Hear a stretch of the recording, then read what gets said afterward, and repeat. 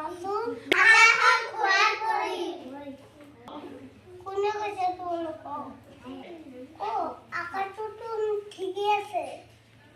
তোমালোকে ক'ত শুনিছা ক'ত দেখিছা তোমালোকে কোনে কৈছে আকাশটো খুলি গৈছে বুলি শিখা মামা মই দেখা নাই নহয় মোক হাতে কৈছে মামা